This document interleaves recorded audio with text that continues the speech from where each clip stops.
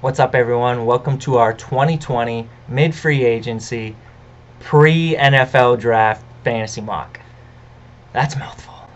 Technically, it's probably closer to the end of free agency than mid-free agency, but we're going to do one more mock at the end of free agency before the draft, so we'll call this one our mid-free agency draft mock draft, and the next one our post-free agency mock draft.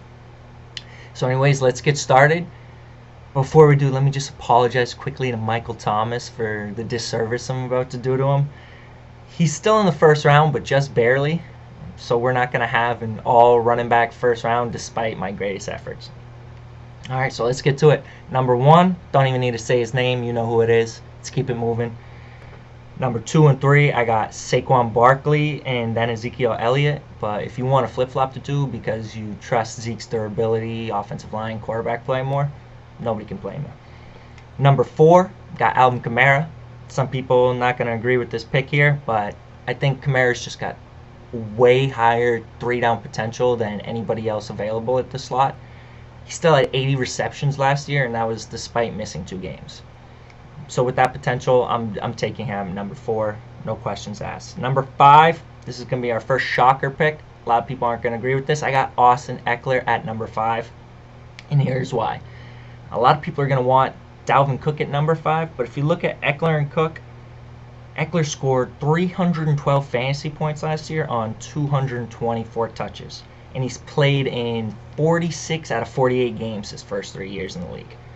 Dalvin Cook scored 299 fantasy points last year on 303 touches, and he's played in only 28 out of 48 games his first 3 years. So if I'm picking between 2 guys who are going to score essentially the same amount of fantasy points, I'm taking the one who, 1, is going to do on less touches and therefore has less chance of injury, and 2, is just been shown to be more durable in the first place. So I got Ekeler 5, Dalvin Cook at 6.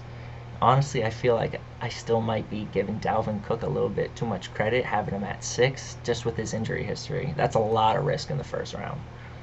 Number 7, Aaron Jones. Number 8, Kenyan Drake. A lot of people are going to say Kenyan Drake's ranked too high here at number 8. I'm telling you, he's probably ranked too low. I got a feeling that maybe he should be ahead of Dalvin Cook and Aaron Jones, and don't be surprised if by the time drafts come around, that's who I'm taking at number 6. Kenyan Drake, last year, if you take his 8 games with the Arizona Cardinals, he averaged 19.9 fantasy points per game. Only 2 running backs averaged more fantasy points per game during that time frame. Christian McCaffrey, who averaged 29.2 fantasy points per game, and Derrick Henry, who averaged 26 fantasy points per game. If you take Drake's 16-game pace with the Cardinals of 1,286 rush yards, he would have finished 5th in the NFL in rushing yards.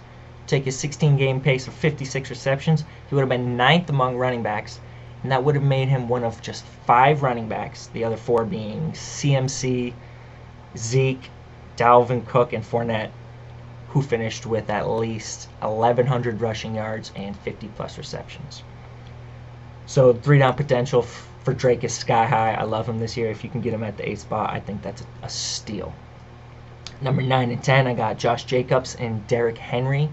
These guys are great running backs, but they really just don't have the 3-down potential that the backs ranked ahead of them have.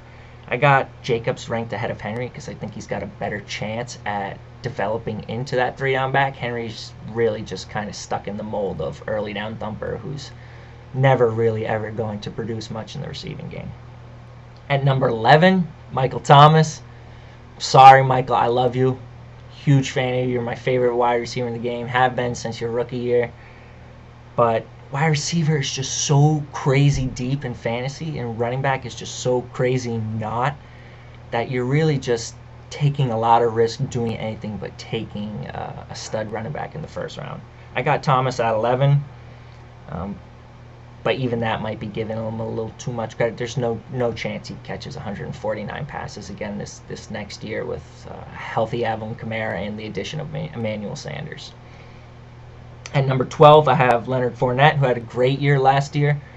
Maybe should even have him ranked above Michael Thomas, but with his injury history and the fact that he burned me personally in a keeper league 2 years ago with that terrible season, when I made him my first round pick. I've got a personal agenda against Leonard Fournette. Sorry, Leonard, but you burned me. So you're number 12. That's our first round.